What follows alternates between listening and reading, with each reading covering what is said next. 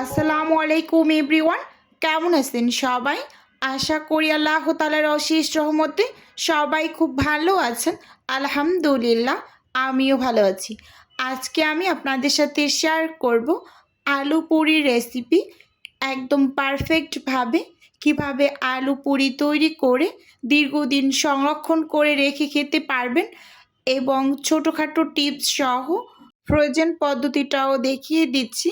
আশা করি আপনাদের কাছে আজকের এই রেসিপিটি ভীষণ ভালো লাগবে। প্রথমেই এখানে আমি একটা বোল নিয়েছি, সেই সাথে মেজারমেন্ট কাপ মেপে এখানে আমি 4 কাপ ময়দা নিয়ে নিচ্ছি। তো আজকে আমি এখানে একটা আপুর অর্ডারের 15 পিস আলু পুরি তৈরি করছি। তো সেই আন্দাজেই কিন্তু আমি এখানে ময়দা নিয়ে নিলাম। এখানে 1 চা চামচ দিয়েছি চিনি এবং সেই সাথে স্বাদ মতো লবণ দিয়ে দিলাম এবং এখানে আমি আন্দাজ করে 4 টেবিল চামচের মতো রান্নার রেগুলার তেল দিয়ে দিয়েছি।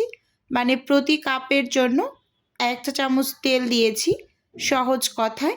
তো এবার আমি ময়দাগুলোকে ঘষে ঘষে খুব ভালোভাবে তেল আর ময়দা একসাথে মিশিয়ে নিচ্ছি, মানে ময়াম করে নিচ্ছি।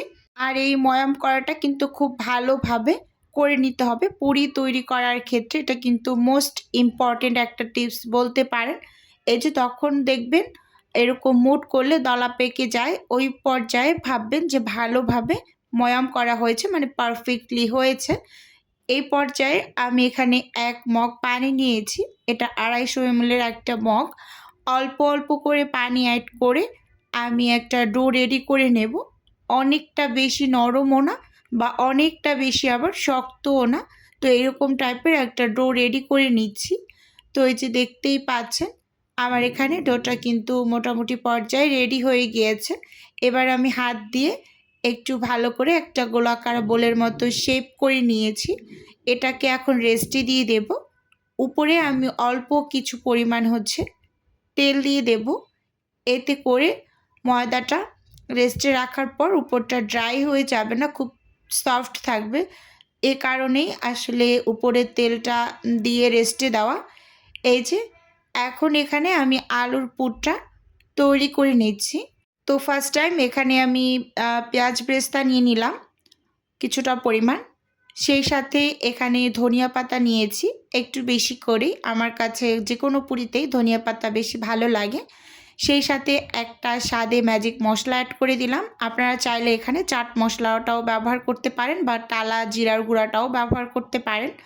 এখানে আমি টালা মরিচ দিয়ে দিলাম গুঁড়ো করা 1 চা চামচ এবং বিট লবণ দিয়েছি 1/2 চা চামচের থেকে একটু কম হবে। এবার সব কিছু হাত দিয়ে খুব ভালোভাবে একটু মেখে নিলাম। এখন আমি অফ স্কিনে 3টা আলু মাঝারি সাইজের সেদ্ধ করে গরম গরমে একটু ম্যাশ করে রেখেছি।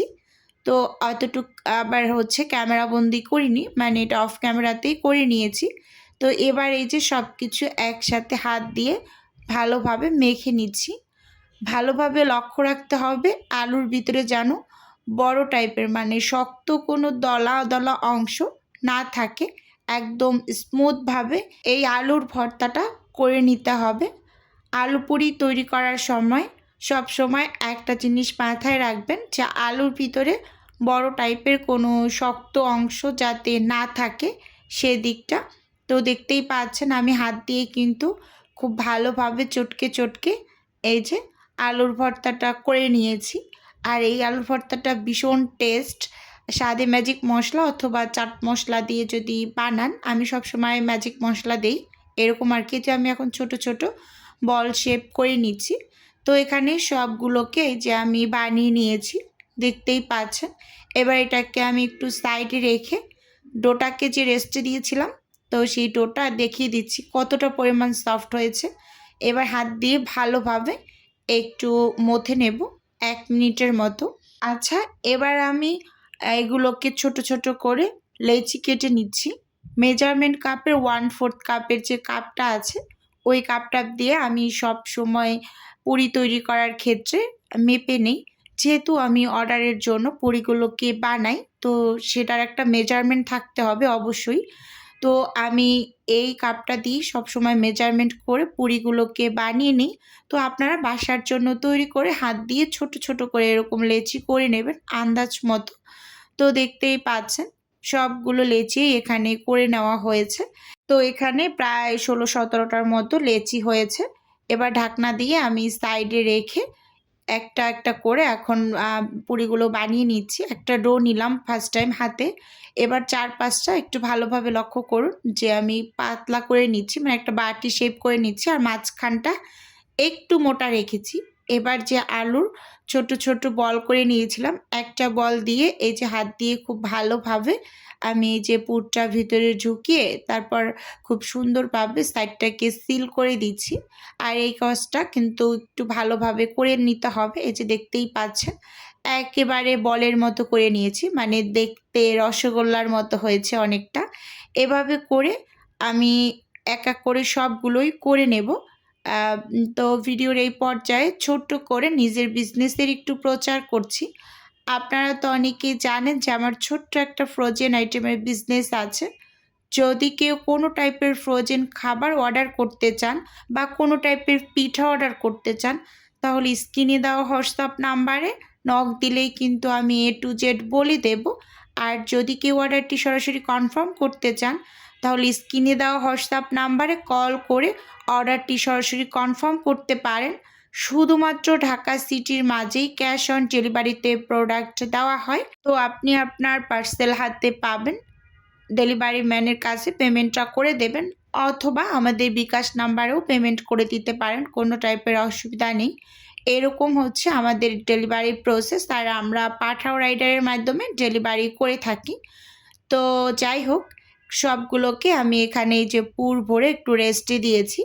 এটা অবশ্যই করতে হবে, আপনাকে পুর ভরে কমপক্ষে হলেও 10 মিনিটের মতো একটু রেস্টে দিতে হবে, যাতে করে পুরটা ভিতরে একটু সেট হতে সময় পায়। এটাও মানে ধরতে পারেন একটা টিপস। অনেকেই কি করে, একটার ভিতরে আলু ভরে সাথে, সাথে সেই পুরিটা আবার বেলে নেয়। তো ওভাবে করলে আসলে লেচির ভিতরে একটু রেস্ট না পাওয়ায় মানে আলুর পুরটা সেট হতে পারে না, এরকম আর কি। এই যে দেখুন এখানে কিন্তু আমি একটা পুরি তৈরি করে নিয়েছি অলরেডি। এবার হচ্ছে আমি আরেকটা পুরি তৈরি করে দেখিয়ে দিচ্ছি। উপরে কিছুটা পরিমাণ হালকা শুকনো ময়দা ছিটিয়ে তারপর আমি বেলে নিচ্ছি। তো আপনারা চাইলে হাত দিয়েও একটু চেপে, চেপে বড় করে নিতে পারেন, মানে পুরো কাজটা হাত দিয়েও করে নিতে পারেন। আমি যেহেতু সচরাচর তৈরি করি, তো আমি খুব সুন্দরভাবে বেলে নিতে পারি, মানে কোনো টাইপের অসুবিধা হয় না। আর যদি আপনি রেস্টে দিয়ে রাখেন, তাহলে যদি বেলুনি দিয়ে বেলে নেন, কোনো টাইপের ফেটে যাবে না বা কোনো জায়গা দিয়ে ফুটো হয়ে যাবে না, এগুলো কোনো কিচ্ছু হবে না। খুব সুন্দরভাবে আলতো করে আপনারা পুরিগুলোকে এরকম বেলে নিতে পারবেন প্রত্যেকটাই, কোনো রকম ফেটে ফুটে যাবে না। একদম আমি গ্যারান্টি সহকারে বলছি। আমার এই টিপসটা অবশ্যই একটু ফলো করে দেখবেন। এই যে দেখুন এখানে আমি সবগুলো পুড়িয়েই কিন্তু বেলে নিয়েছি, বিভিন্ন কিছুতে রেখে দিয়েছি সরিয়ে।